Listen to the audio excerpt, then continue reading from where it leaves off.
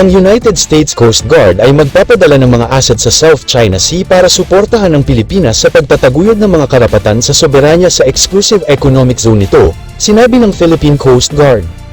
Sinabi ng Philippine Coast Guard nitong Martes na hiniling nito sa mga tropa nitong Amerikano at Hapon na palakasin ang kanilang presensya sa South China Sea sa gitna ng itinuturing nitong paparating na banta mula sa China sa isa sa pinakamahalagang daluyan ng tubig sa mundo.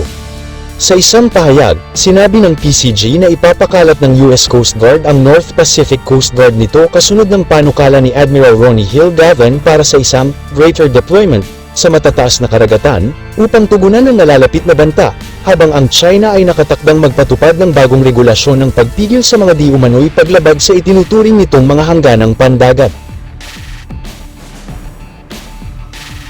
Ang panukala ay ginawa hindi lamang sa US Coast Guard, kundi pati na rin sa Japan Coast Guard sa panahon ng International Institute for Strategic Studies Shangri-La Dialogue sa Singapore.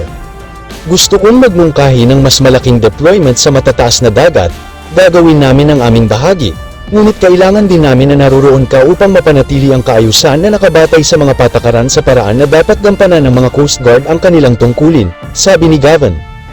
Alam namin ang aming mga limitasyon, ngunit alam namin na may magagawa kami upang bigyan ng oras ang aming mga pinuno sa politika na gawin ang kanilang bahagi upang mapanatiling malaya ang West Philippine Sea gaya ng nararapat, dagdag niya. Sa kanyang bahagi, kinumpirma ni USCG Commandant Admiral Linda Fagan ang kanyang pakikipagpulong kay Gavin, gayon din kay JCG Vice Admiral Seguchi Yoshio sa Singapore. Binanggit niya ang increasingly central geopolitical role na ginagampanan ng mga maritime law enforcement agencies sa rehiyon ng Asia-Pacific.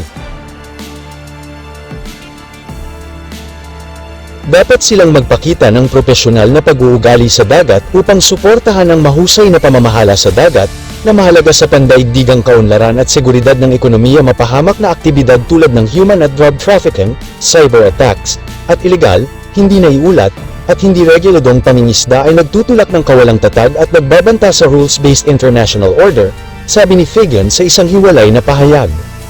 Samantala, ang JCG, ayon sa PCG, ay iminungkahi ang pagsasagawa ng mas maraming palitan ng tauhan upang lumikha ng isang matatag na network ng mga katapat ng Coast Guard sa pagtugis ng maritime law enforcement at rule of law. Sinabi ng PCG na nakipagkasundo ito sa USCG at JCG na ituloy ang capacity building initiatives para palakasin ang people-to-people relationship, mas mahusay na pagsabayin ang mga doktrina sa lupa, at bumuo ng tiwala sa isa't isa.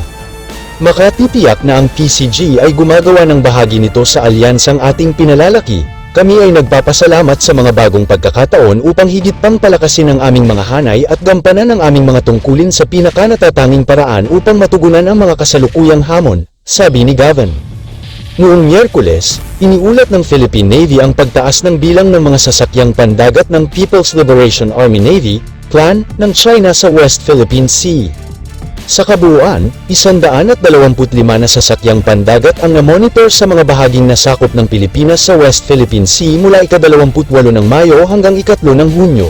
Kabilang dito ang 9 na sasakyang pandagat ng China Coast Guard, 11 sasakyang PLAN, at 105 sasakyang pandagat ng Chinese Maritime Militia. Host ang Pilipinas noong Miyerkules ng isang forum para sa mga Coast Guard sa rehiyon. Sinabi ni Gavin na ang Pilipinas ay hindi masigasig na itaas ang pananalaki ng China sa West Philippine Sea sa panahon ng Association of Southeast Asian Nations, ASEAN, Coast Guard Forum dahil ang mga dumalo ay hindi lumalabag sa mga batas sa internasyonal na karagatan. Idinagdag niya na ang mga opisyal ng PCG ay mature at hindi yumuko sa antas ng iba pang lumalabag sa batas pandagat. Noong 2023, hinimok ni Marcos ang mga miyembro ng ASEAN na tutulan ang mapanganib na paggamit ng Coast Guard, militia vessels, sa South China Sea. Bilang tugon dito, sinabi ni PCG Commandant Admiral Ronnie Hill Gavin na paiigtingin din ng ahensya ang deployment nito, at hinikayat din niya ang USCG at Japan Coast Guard na palakasin ang kanilang presensya sa matataas na dagat. Gagawin namin ang aming bahagi, ngunit kailangan din namin na naroon ka upang mapanatili ang kaayusan na nakabatay sa mga patakaran sa paraan na dapat gampanan ng mga Coast Guard ang kanilang tungkulin, sabi ni Gavin. Si Gavin, kasama ang kanyang katapat na US Coast Guard Commandant Admiral Linda Fagan at Japan Coast Guard Vice Admiral Seguchi Yoshio, ay nagpulong sa International Institute for Strategic Studies Shangri-La Dialogue na ginanap sa Singapore mula ika-31 ng Mayo hanggang ika-2 ng Hunyo.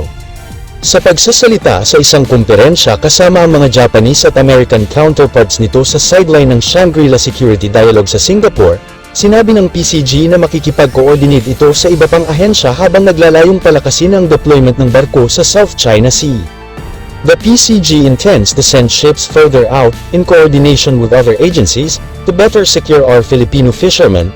Ang komandant nito na si Ronnie Hill L. Gavan ay binanggit sa isang press release nitong Lunes.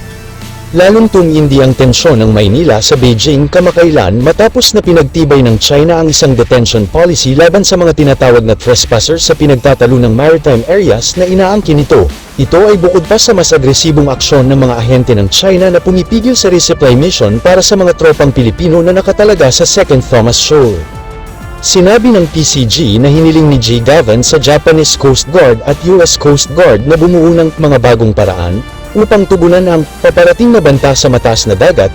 Binanggit ang bagong patakaran ng China na nagpapahintulot sa Coast Guard nito na pigilan ang mga dayuhang pinaghihinalaan nitong lumalabag sa kanilang exit-entry rules sa tubig sa ilalim ng jurisdiksyon ng China ng hanggang 30 araw at sa ilang kaso hanggang 60 araw ng walang pagsubok. I'd like to propose greater deployment in the high seas, sabi ni G. Gavan.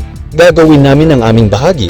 Ngunit kailangan din namin na naruroon ka upang mapanatili ang kaayusan na nakabatay sa mga patakaran sa paraan na dapat gampanan ng mga Coast Guard ang kanilang tungkulin.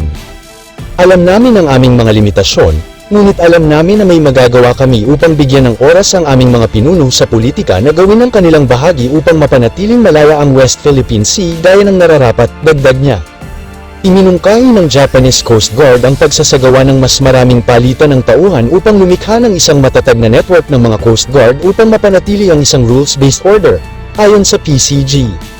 Sinabi nito na ipapakalat ng US Coast Guard, USCG, ang kanilang North Pacific Coast Guard upang suportahan ang PCG sa pagtataguyod ng mga karapatan ng bansa at integridad ng teritoryo sa West Philippine Sea.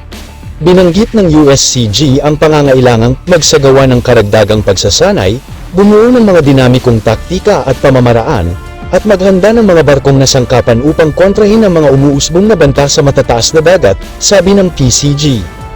Ang PCG, JCG, at USCG ay sumang-ayon na ituloy ang capacity building initiatives upang palakasin ang kanilang people-to-people relationship, mas mahusay na pagsabayin ang mga doktrina ng Coast Guard sa lupa, at bumuo ng tiwala sa isa't isa, dagdag nito.